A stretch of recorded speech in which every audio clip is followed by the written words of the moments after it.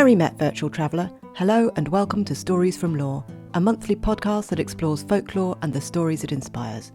My name is Dawn Nelson and I am an author and professional storyteller. This month, Patreons chose the theme of The Dead Do Tell Tales. So for this episode, I will be looking at the spectre of death, the folklore surrounding it, and the psychopomps, harbingers, and, well, portents that tell us that death is coming. The story from lore for this episode is The Singing Bone. Due to the nature of the subject covered in this podcast, I would recommend this as adult listening, and that you should listen through first before letting any of the younger members of your household listen with you.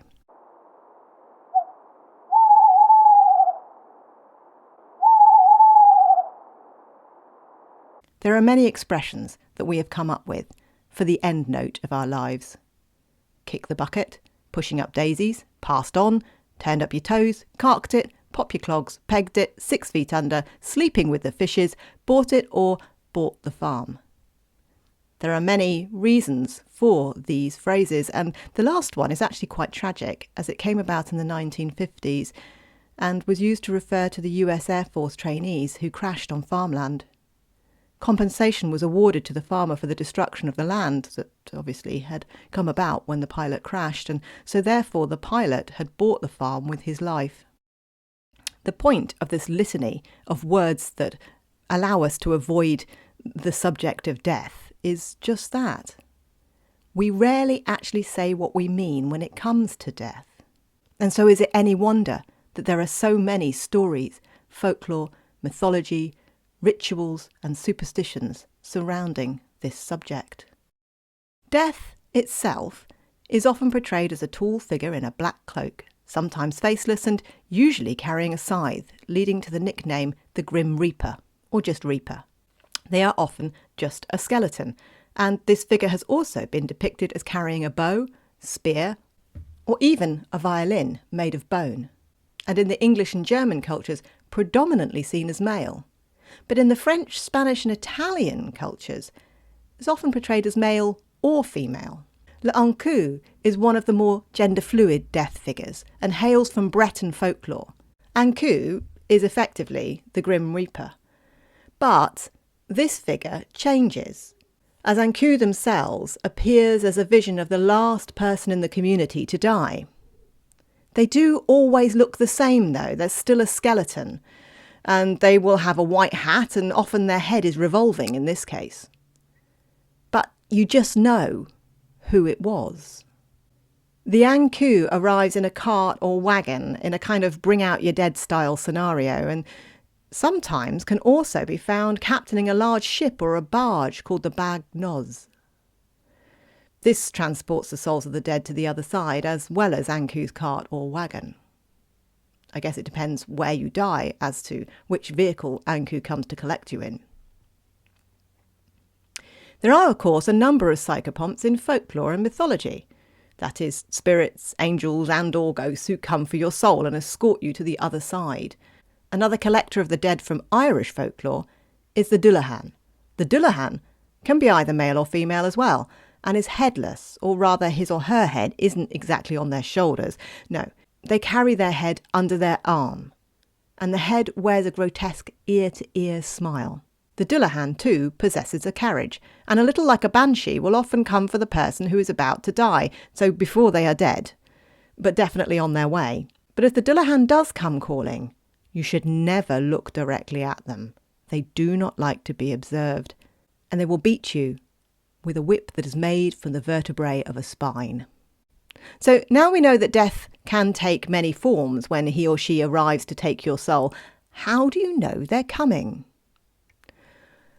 Well, there are a plethora of signs and portents that warn the unsuspecting soul of impending doom. In fact, pretty much anything out of the ordinary at one point or another has pointed to the arrival of a psychopomp, and so therefore certain death. A bird singing when it doesn't usually, a flower blooming out of season, clocks striking 13 times, pictures falling off the wall, dogs howling, clothes creasing in a diamond shape that you see at the top of coffins. All these things are seen at the very least as portents of bad luck, and more than likely a death in the family. There are, however, in folklore some warnings are without a shadow of a doubt considered harbingers of death. In nature, birds are often portents of death. A robin coming to your house was a sure sign someone in the family would die, and most birds in the corvid family, so crows, rooks, ravens, magpies, they're considered to be omens too. The shriek of a barn owl was a sure sign someone was about to pass over, and, well, you can imagine, if you didn't know what it was, that chilling sound on a dark night may just send shivers down your spine and have you contemplating your own mortality. To bring hawthorn flowers into the house was extremely bad luck and would result in a death, most definitely. But this was perhaps thought to be because the flowers of the hawthorn, as they rotted, they started to smell like rotting corpses, and so it was reminiscent of what may happen if somebody in the house died. Because they weren't always carried to their grave that quickly. An adder coming to your door is also a sign of death. However, as this is the only venomous snake in Britain, it is very possible that it's simply for this reason. You wouldn't want to step on an adder that was basking on your doorstep on your way out to work. It's very unlikely it will kill you, but it will definitely hurt. Household chores carry their own dangers, for if you were to drop a loaf you had just taken out of the oven, well, that would mean there was a death in the household within the year. And if you had the foresight to batch bake, then you should under no circumstances take all 3 loaves out of the oven at once. When your other half return from working in the fields, they should leave their shovel at the door. For if they carry it over their shoulder and into the house, well, there's another risk of a loss in the family again.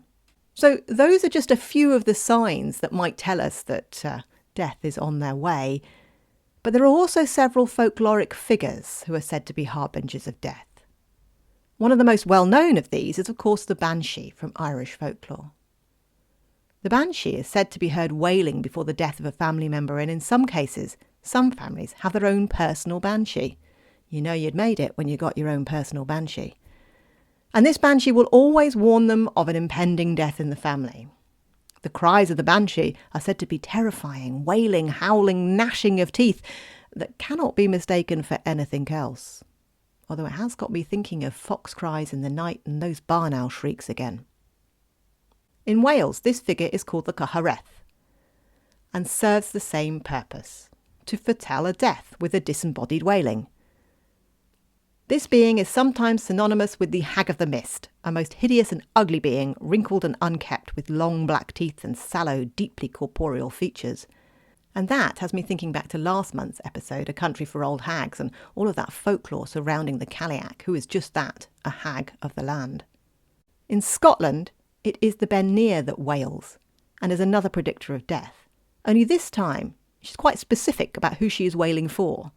She is a wailing washerwoman who can be seen trying desperately to wash the blood out of white shirts and the clothes of fallen soldiers and warriors. She is often dressed in red, carrying a wooden stick to beat the washing with, and a candle. She haunts the banks of the rivers and streams, and if you see the Ben Near on the way to battle, well, then your fate is sealed. This concept crops up again in the French hero songs known as chansons de geste, where the victim is marked for death by a red cross on their clothing. This denotes the hero or warrior with the red cross will be fighting their last battle. Both these pieces of folklore are, of course, very reminiscent of the well-known La Llorona, a figure from Mexican folklore. She too is a crying woman, but instead of mourning the dead on the battlefield, she is mourning the loss of her drowned children. But that is a story for another day. So, once you've had that omen of death, that portent that has come to tell you that death is on its way, and indeed the harbinger of death has escorted you to the other side, what happens then? Well, there is, of course, the obvious heaven and hell present in Christianity. And what you do in this life depends on where you go in the next. But there are many variations of this. And I will look a little further at this in the extended version of the podcast on Patreon. But what I'd like to look at now is what folklore says will happen if you don't get to make a traditional choice of where you go. In other words, if you end up in purgatory, a kind of liminal space, or worse still, undead. Ghosts are a popular theme in books, film, TV, and of course on our festivals, the ever popular Night of the Dead, Halloween, or Samhain. There are many, many ghost stories, and as humans sitting around a fire on a dark night, we are very familiar with them. There are several reasons why a ghost may be hanging around. Something they've left undone, so that their death can be avenged, perhaps. They themselves were maybe the wrongdoer and they need to put it right, or they're just never going to go to heaven or hell because whatever they did was so bad. In the story of One Night in Paradise, an Italian folktale, a man's best friend returns from the grave to perform his best man's duties at his friend's subsequent wedding. So therefore he has a task that is left undone that he comes back to do. In the story of Stingy Jack, he is so reprehensible in life that neither heaven nor hell will have him, and so he is left to pace purgatory forevermore, with only a burning coal from hell to light his way. Hence, Jack-o'-the-lantern. Vampires are a more commonly known undead revenant, and in fact become immortal through feasting on the blood of the living, passing on their affliction to others in this way. Silver bullets, garlic and crucifixes are amongst the many ways to repel a vampire, but this is well-known folklore. They are known by many names across the world, and there are other folkloric beings with vampiric qualities, such as Lugats in Albanian folklore, Nakzera in German folklore. But there are differences with these beings. For example, the Nakzera is specifically someone who has committed suicide or died in an accident. And the rising again aspect of this legend is not an infectious one and cannot be passed on. Another favourite with filmmakers is zombies, ever present in popular culture. The only way to kill a zombie is decapitation, thus saving yourself and the poor undead soul that is the zombie. Interestingly, there are some tales from Haiti that tell of how people have been given poisonous tetrodotoxin found in several species of pufferfish, and this has then rendered them immobile and to all intents and purposes dead, when in fact they are not. Real-life zombies. But as fascinating and curiously captivating as these particular undead are, they are very well known. And so I'd like to take a look at a few of the lesser-known undead revenants. The Draugr from Scandinavian folklore are ghosts in a corporeal form. That is, that they have a physical body. They guard treasure which may be hidden in their graves, and in the Old Norse the term was used to describe a ghost ship. So the two are often combined to create a ship full of seafaring undead. Terrifying, and a lot like the folklore of Davy Jones and the Flying Dutchman. Again, in Scandinavian folklore, the return of the soul to complete unfinished business is referred to as a gajenganga. Apologies if I have mispronounced that. The name is thought to translate into English as walking again. There are several ways to prevent this from happening. For example, painting various symbols on the coffin and carrying the coffin around the churchyard 3 times before they were interred. It is believed that the Jenganga can in actual fact pass on its affliction to the living through biting or pinching. And there we go, we're back to zombies. In Indonesia, the pokong is thought to be the soul of the dead person trapped in their burial shroud. This comes from the belief that it takes a person 40 days to travel to heaven. After 40 days, the ties of the shroud must be loosened to allow the soul to leave. If they are not, the body will jump out of the grave and demand the ties to be loosened. This idea of it taking a person 40 days to travel to heaven is also prevalent in some Russian beliefs, that the soul spends 40 days travelling to and from earth and heaven until they eventually travel across a rainbow bridge to heaven. But they're not undead. That's just part of the cycle of them dying.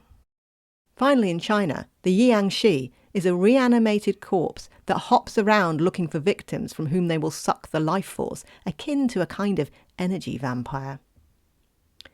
Not only do we tell of ghosts and the reanimated dead returning, but also stories tell us of voices from beyond the grave. We don't necessarily have to see a ghost. We could just hear it. And these messengers can come in many forms, so visions, dreams, oral hallucinations, and in many stories they are a bird or an animal messenger, singing bones or instruments. Which leads us to this month's story, The Singing Bone. This story was collected by the Grimm brothers, but it is also present in many other collections of stories. Joseph Jacobs collected it as Binori, and that's the version that I tell. But this was based on a ballad, and you will also find this ballad in other forms, for example, the Trois Sisters, which is one of the child's ballads. So without further ado, let me tell you one of my favourite stories to tell, and that is the story of two sisters who lived on the banks of the Banshee.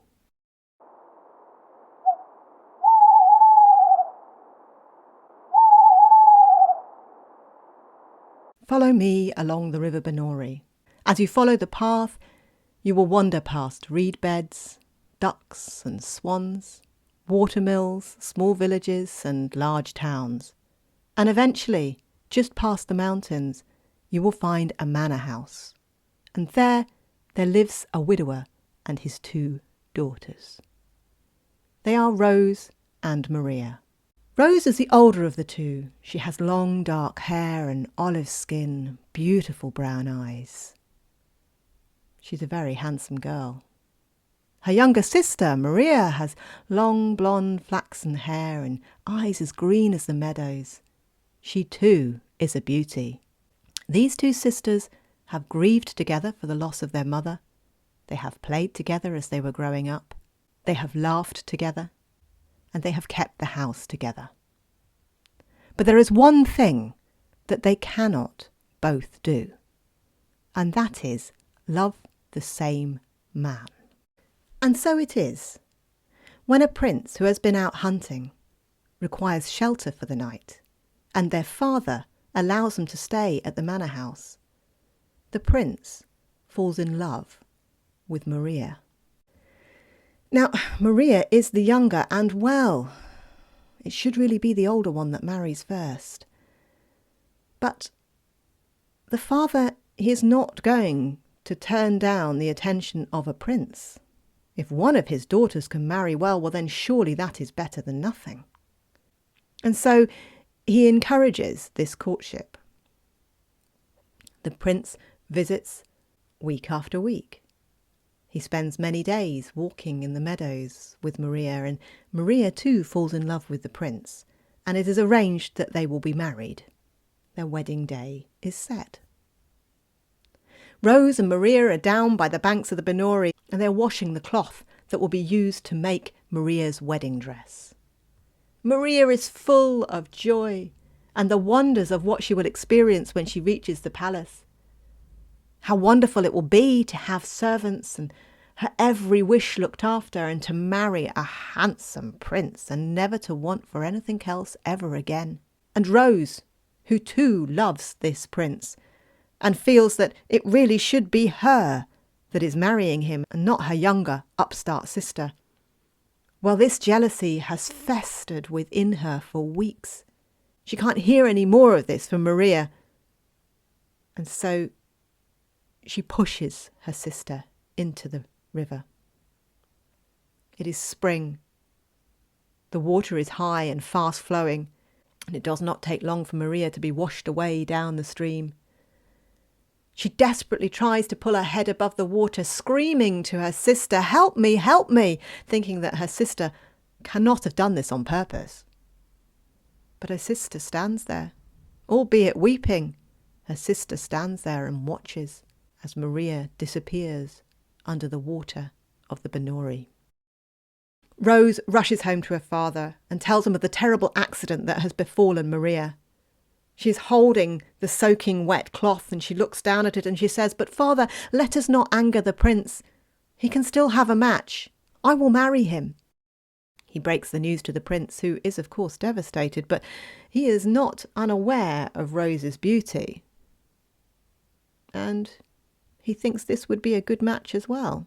After all, her father is a nobleman. And so he agrees to this. And instead of Maria's dress being made from the cloth, Rose's dress is made from it. And they marry. And the two of them, Rose and the prince, they have a happy life together.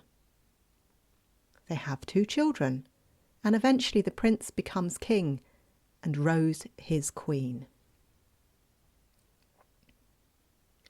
Many years have passed when back down on the banks of the Banshee, a travelling musician who is out of work sits down on the chalky ground in order to eat his lunch. He sits there in the full sun of the day with the birds singing.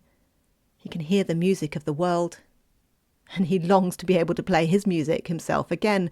for an audience who will willingly listen. He is eating his bread and cheese and drinking his small ale when he looks down beside him. And down there, down in the chalky, sandy soil, he sees something white that isn't chalk. And he pushes the soil away and the dust away, and he sees it is a rib bone. He pulls it out of the soil. One perfect, glistening, white rib bone. Must be that of a horse, he thinks, because when he looks further, he sees some flaxen yellow golden hair there too. He pushes the soil away from that and pulls out a clump. He thinks he can put what he thinks is horsehair, string it across the rib bone and create himself a harp, a bone harp. So he does this. He puts his lunch away and his small ale and he starts to string the bone. When he's finished, he wonders what sort of a sound it will make. And so he holds it up and starts to pluck the harp. And here is the sound that comes from it. My sister pushed me in the street, Benori, oh Benori, and no one heard my dying screams, Benori, oh Benori. Wow, thinks the musician. This harp speaks and sings. This is a harp that will play music for a king, and I must take it to him immediately.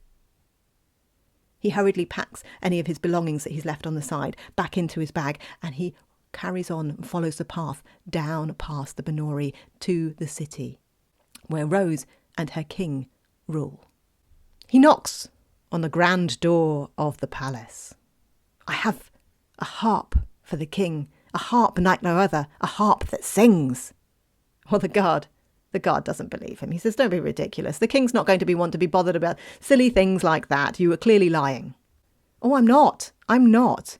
It sings, says the musician. And so, well, the guard thinks, it's been a bit of a slow day for him. This could be quite entertaining. And so he secures him an audience with the king. The musician goes into the grand hall where there on the two thrones are sat Rose the queen and her king. The king says, I hear you have a magical harp. Do play it for us. I will, sire. You will not believe what you hear. Here it is. And he holds up the bone harp with the hair strings and he starts to pluck. My sister pushed me in the street, Benori, oh Benori, and no one heard my dying screams, Benori, oh Benori.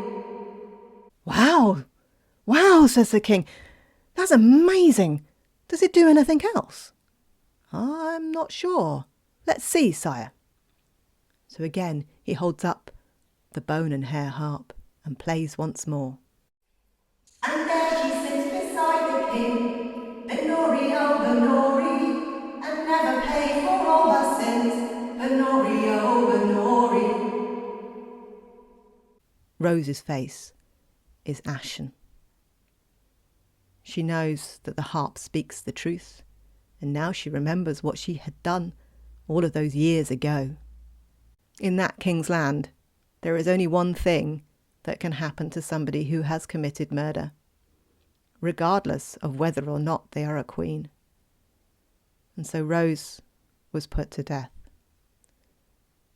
The princes were left without a mother and the king without a wife. A great sadness hung over that city from that day on. And if you follow me back along the banks of the river Benori, well, who knows what other stories it may hold.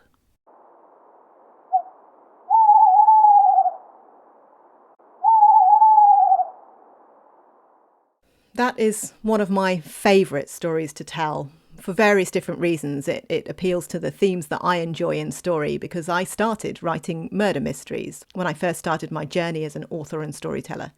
So it is a kind of murder mystery.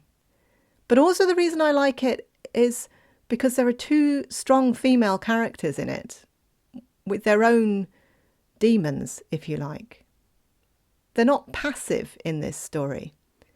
And neither of the men have names. I don't know whether you noticed that, but it's normally the other way round in story. The men have names and the women don't.